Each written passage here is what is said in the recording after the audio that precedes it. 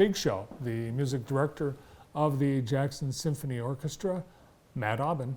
Hi, Matt. Hey, Bart. How you doing? Good to see you again. You too.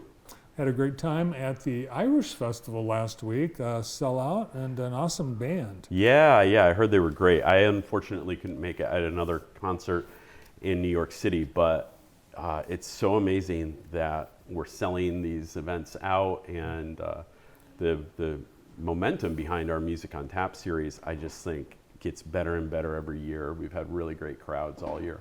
Yeah, I think Steve mentioned at the start of this past one that the very first had about 20 or 30 people in the audience. Yeah, it's amazing.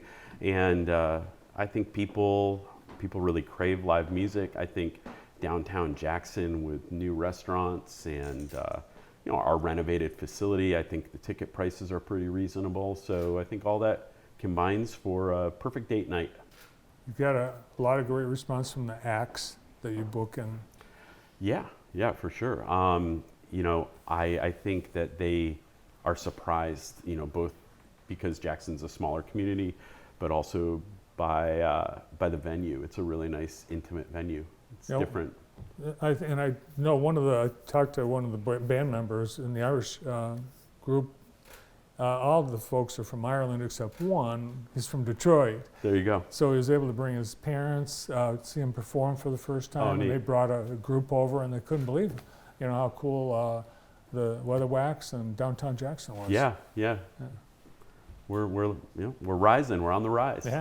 Yeah. All right, getting ready for the next subscription series concert, and it's coming right up this Saturday. It is. Yeah, I've been just studying right now, and that's kind of my normal. I think it's always good to remind people that the Jackson Symphony Orchestra is a fully professional orchestra. Everyone's paid, and so they don't meet for the first time until Wednesday for this program that we'll be performing on Saturday.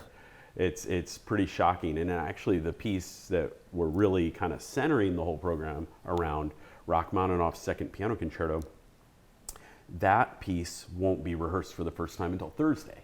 So we'll have 2 rehearsals on it, and then we'll perform it on Saturday. And this is all just because the musicians are so well trained, so talented, they're auditioned, and they get the music a couple weeks in advance, and they prepare, and then we all come together to kind of learn how to put it together. So, I'm especially excited for this program because I'm getting to work with a pianist that I've known for a long time. I met him about 10 years ago. His name's Inon Barnatan. And I met him as a performer. I was at the time playing in an orchestra called the Washington, Idaho Symphony because I was on faculty at Washington State University.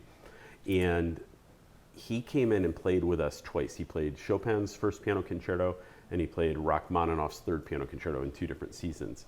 And each time I was not only mesmerized by what a great player he was, but he also came out to dinner with us and talked about some of his experiences. Really just nice guy. But mostly when he's playing, he's in such command of the instrument that he looks over to you, and he can actually be playing the piano part and be kind of engaging with the musicians. It's almost like a second conductor.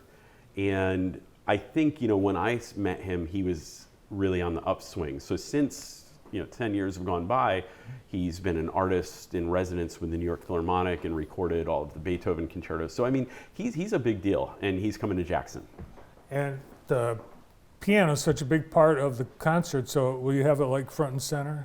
We will. So, and in fact, this piece is such a famous piece and ends so just kind of, in a grandiose, majestic manner that I'm ending the whole concert with the piano concerto because I don't think the other music can stand up to what this performance will be like. So the first half will be a little different. Second half, we'll roll the piano out. It'll be in front of me and in front of the orchestra. And this, this guy who's, not that he's a little, smaller than me, definitely skinnier than me. And, but you'll be shocked at the power that he brings out of that piano. Awesome. Yeah. So besides Rachmaninoff, what other composers will be featured? Yeah, well, so in the first half, we're opening the concert with a piece called the Bozens Mates Overture. It's a piece by Ethel Smythe, Dame Ethel Smythe, who was a British composer, and she lived in the around the turn of the century. She was known as a real proponent of women's rights, and this is a very light-hearted, 6-minute long piece to an operetta that she wrote back in the early 1900s. And then we move over and we'll do Sibelius's Fifth Symphony. Sibelius was a Finnish composer around the same time period as both Ethel Smythe and Rachmaninoff. So you've got these three composers that all lived in the same time period, but all wrote in totally different languages. And what I mean by languages is it just has a different sound, just like Michael Jackson has a different sound than Billy Joel and Madonna. These three composers, even though they're contemporaries, they all have their own unique sound. And so Sibelius took a lot of inspiration from nature, Finland obviously being this beautiful Nordic country. It's right next to Russia. I didn't realize how close Right. it was. Well, and so actually that ties into, where we're talking a lot these days about the conflict that's happening, the war in Ukraine. And it's also interesting that each of these three composers, Sibelius had a real tie, or like a real fight for Finnish independence from the Russians, and really celebrated both Finland as a natural land and also like Finnish music, Finnish pride. Rachmaninoff fled Russia because of the Russian revolutions and eventually got his US citizenship a month before he died. No kidding. And like I mentioned with Smythe, she's fighting for women's rights, the right to vote, And so all three of these composers were very active that way. It wasn't just about their music that was driving them, but also their environment that they were living in. Awesome. Sounds like a great show Yeah. this Saturday. Now, all this season you are featuring women in some way, and I think the next concert coming up the end of April, you've got a feature on a female as well. Yeah, so we have recently rediscovered the music of Florence Price, and I say we meaning just the classical music world. Florence Price was a black woman who was writing in Illinois. She lived in near Chicago, and she wrote pretty prolifically. I think 4 symphonies that we know of, and her music was actually so popular during her time that she was the first black woman to be performed by the Chicago Symphony in the 1930s. And so we're performing her piece, her first symphony, on our season finale. But it's pretty cool. Much like my project with Fernand de Crook, you can go back in the New York Times, I think 10, 15 years. There's an article about some people that bought a home in Illinois, went up to the attic, found some boxes, and it was manuscripts of her music and really great stuff. So people have been working to get modern editions ready and recordings made of her music. So if those people just threw out that trunk, all that it'll all be lost. And it's this particular symphony is very interesting because it starts out in the same key and in a very similar, almost like was she copying Dvorak's New World Symphony. And so Dvorak, this classical composer that a lot of people know and who came to America and took inspiration from black culture in his New World Symphony. And so even though she starts the first movement like that, she kind of starts to give it her own spin. And by the third movement, she does something instead of the traditional scherzo, which is kind of a dance, a very fast movement. She does a fast Juba dance, which is an African-inspired dance. And she uses African drums in there and whistles. And it's totally different. It more sounds like Gershwin or Scott Joplin, but it's distinctly black. And that's what's very cool and innovative, and it's why her voice needs to be part of classical music. It can't just be all the dead white guys. We need to really make sure that we're we're showcasing everybody in the concert hall. And so I really felt strongly about finishing the whole season with her music. Awesome. Sounds Yeah. like it's a great season finale coming up the last weekend of April. But the Maestro isn't done. You've got several other things happening. We've still got more music on tap. We do. We have John D. Lamb and his friends coming out, and that'll be in May. It's actually on my birthday, so you can send cards to the Symphony. I'll take them. Is this a milestone birthday for you, Matt? No. Oh, okay. No. Just your wife. Just my wife. Yeah, we're not going to say what number it is, but my wife has a milestone birthday coming up soon. But yeah, May 7th, John D. Lamb, and then later on in May, we're collaborating with the Ella Sharp Museum, the Jackson School of the Arts, and presenting at the Michigan Theater Star Wars and more. So a family-friendly, oh, look at me with the lightsaber and everything. Yeah, how'd they do that? So yeah, we will be presenting a lot of the scores that you know from Star Wars, Apollo 13, E.T., and this one's kind of fun for me because I am not going to conduct this one. I have a friend of mine, a guest conductor coming in, Dan Pham is his name, and he's going to come in and conduct, and I'm going to be there as more of a master of ceremonies. I'll be doing a lot of talking from the stage and interacting. We got lots of surprises. You're going to dress up as Obi-Wan Kenobi again? Whoa, maybe. We'll see. I don't know.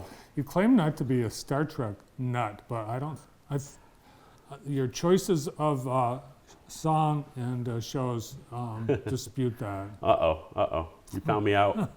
I'm a closet nerd. Are you going to have, what about summer? Are you thinking about doing some summer pops? Yes, I'm, my staff and I were talking about it today. We have some themes that we're considering. We haven't nailed down anything yet, but it will be again across the street in Blackman Park, in conjunction with Cruisin' and free with reserved seating available too. Awesome. So a lot still to come. And For sure. You've got the next season mapped out yet? We do have the next season mapped out. We're confirming a couple of things, and we're putting all of the graphic design and all of that in place. Making the season brochure is always a big project. There's all these little details, a lot of proofreading, a lot of things to collect, photos and biographies and things. But it's in process, and it's it should be announced in about a month. Nice. Yeah. And is your bracket busted? Unfortunately, it is. If you know me, that I'm from Connecticut, you might also know that I went to the University of Connecticut. The Huskies used to be a huge basketball powerhouse. Yeah, well, I thought this was going to be their year where they reasserted themselves, and we had a disappointing first round exit for the second year in a row. And but I have to say, I'm glad that they're back to the tournament, because we had some years where it was pretty sad, and they're also back in the Big East, which is exciting. But Michigan State also did not fare so well, boys and girls. No, but they put up a great fight, I thought. Do you think Coach K is going to go out on top this year? Do you think he'll be able to pull that off? Wouldn't that be amazing? You got to have. I think most people have mixed feelings about it. You don't want the guy. I mean, after he's a magician. Yeah. You don't want him to go out on a really sour note, but there's only one that's going to not. So that's right. Is it going to be him? I don't know. I don't know. I wouldn't bet against him. I know. Although I already have. Yeah. So my bracket was actually pretty good. Other than that, I always have this kind of. It's probably what do you call it? Superstition. Oh. It's a superstition that if I don't pick UConn to go all the way, that I'm jinxing them. So I picked them to go all the way. It's totally done. Yeah. I did the same thing with Vermont, and they're hardly ever in the tournament. So I had to. That's, All right. The Catamounts? The Catamounts. All right. Yes. Very good. Nice. Thanks. Good to see you. Have a great show this Saturday. Thank you.